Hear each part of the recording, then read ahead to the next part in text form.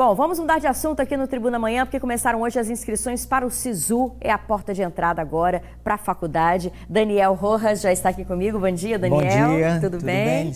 Ele é diretor de um curso pré-vestibular que dá toda essa orientação para os alunos, né? Isso. Como passar no Enem, tirar notas boas. Essa fase já passou, né? Já passou, mas eu desde que me formei na faculdade, em 2013, né? Desde 2014 eu faço a prova do Enem. Porque o Enem é uma coisa nova, teoricamente, porque desde 2009, então, por exemplo, a gente não pegou essa fase. Então, eu sempre estou acompanhando, faço a prova com os alunos. Isso me possibilita também entrar no SISU, então consigo acompanhar as notas mais de perto com eles. Legal. Então, é uma coisa que eu pretendo continuar fazendo. É bom porque aí você já mostra, já sabe de fato pelo que eles passam, consegue avaliar bem as provas também, né? Exatamente. Eu dou aula para eles e sinto que eles estão passando ali na hora da prova, que é uma prova muito pesada. No primeiro dia são 5 horas e meia, 90 questões, mais redação. No segundo dia são 5 horas. Então, assim, para quem olha de fora, talvez possa parecer que é muito mais tranquilo, mas não é. É uma maratona. Tá. Então, olha só, hoje que começam as inscrições para o SISU é o Sistema Unificado, né? São 6.600 vagas aqui para o Espírito Santo, UFES e IFES também. Então, quem já tem a nota do Enem, já faz a inscrição, não é isso? No portal e já começa a simular. Exatamente. Então, eu acabei de entrar agora de manhã, né? Em geral, né, nos outros anos, eles abriam o SISU um pouco pela manhã agora, geralmente o governo dá uma coletiva de imprensa e tal. Mas eu acabei de entrar, já consegui entrar. Então, o aluno entra no site do SISU, muito simples. Esse ano teve algumas mudanças, né? Porque antes eles pediam só o CPF, ali alguns dados e já entrava. Por causa da questão das cotas. Então, quando o aluno faz a inscrição do Enem, já pergunta a ele, geralmente, qual a renda familiar, questão de cota racial, né? Se ele pertence a alguma quilombola, se tem PCD ou coisas desse tipo. Então, teoricamente, o governo já tem as informações. Só que agora eu acabei de entrar aqui, eles estão pedindo para reconfirmar essas informações, para meio que depois bater as informações.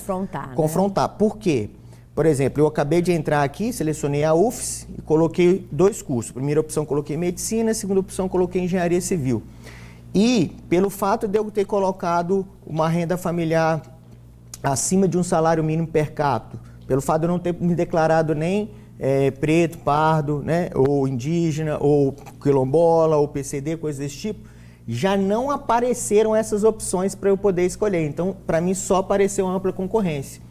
Então, nos outros SISUs, aparecia o aluno, mesmo que ele não fosse dessas cotas, ele poderia escolher alguma cota. Ficou mais restrito? Exato. Só que, teoricamente, ficou até melhor agora, porque ele escolhia uma cota, ele seria aprovado, passava, depois ele não conseguiria, porque depois tem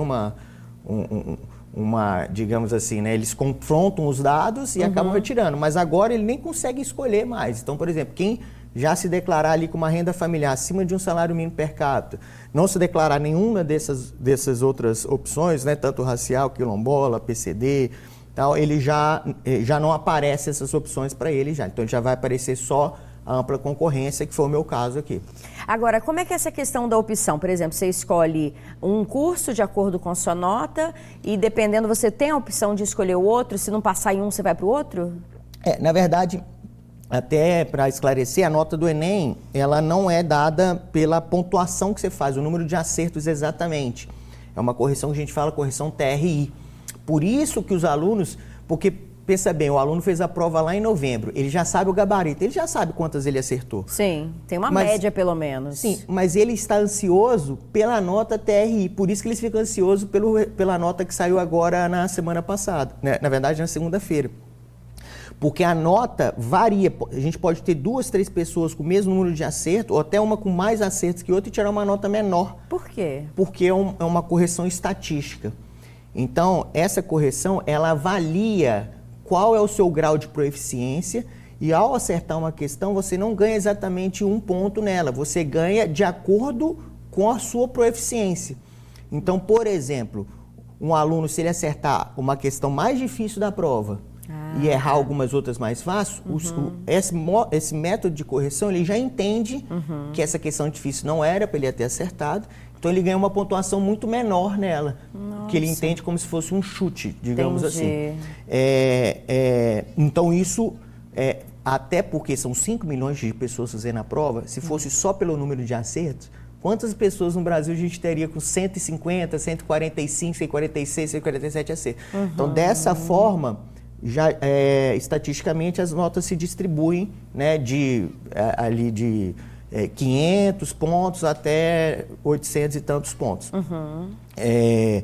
Então, esse é um detalhe. Então, quando ele entra no site do SISU, depois de responder todos esses dados que eu falei, já aparece lá, primeira opção, segunda opção. Clica lá, primeira opção, aí ele pode, por exemplo, igual eu, né? Eu fui direto ali, estado, aí botei já Espírito Santo, porque no Espírito Santo só tem 2 universidades, então é mais fácil.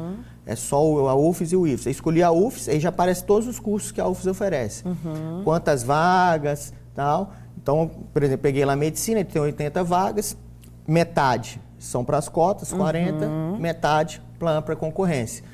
Só que eu não consigo ver nota nenhuma. Amanhã, de manhã, quando eu entrar de novo aqui no portal, aí vai aparecer lá a nota de corte tem que esperar, nessa medicina, nessa universidade, nesse curso, é X e sua colocação é Y.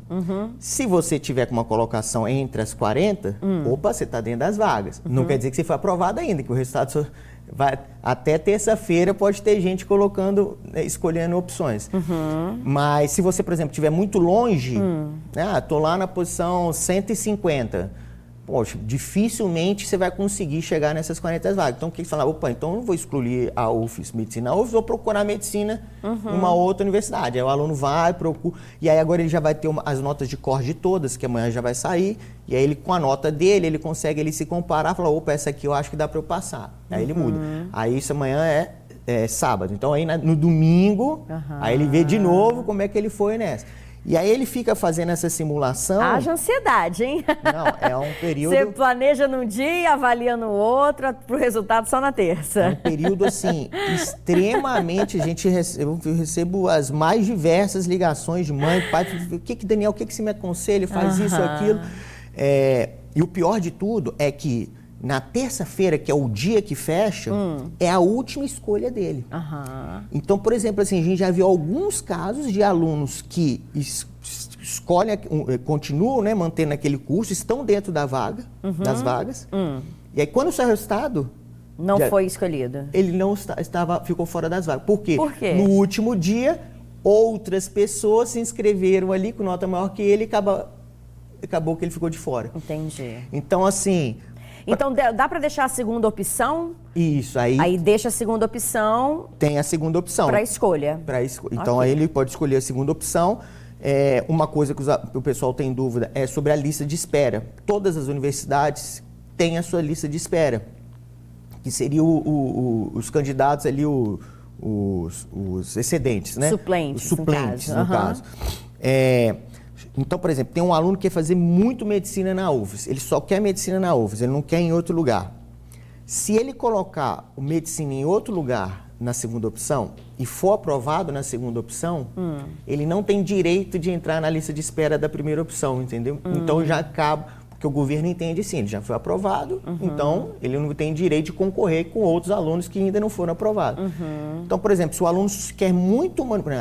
Por exemplo, aqui no estado é muito comum isso, né? Eu sou de Minas, morei em São Paulo, já é um pouco diferente. Aqui, muitos alunos não querem sair daqui. Então, a primeira e única opção deles é a UFES. Então, às vezes, eles falam assim, Daniel, eu vou colocar só a primeira opção, se não for aprovado, eu fico na lista de espera e vejo se dá para passar ou não, porque se eu for aprovado em outro lugar, eu não vou de qualquer forma, porque minha família quer que eu fique por aqui. Entendi. Tá joia. Daniel, muito obrigada. Então, o que a gente tem para dizer é muita calma nessa hora. Faça a simulação, aguarde o resultado. Até terça-feira vai sair. E vamos desejar boa sorte, né? Para quem estudou e conseguiu, né? Com certeza. Boa sorte e que fiquem tranquilos esses dias aí, tentar, né? Tá certo. Muito obrigada, viu, pela sua participação.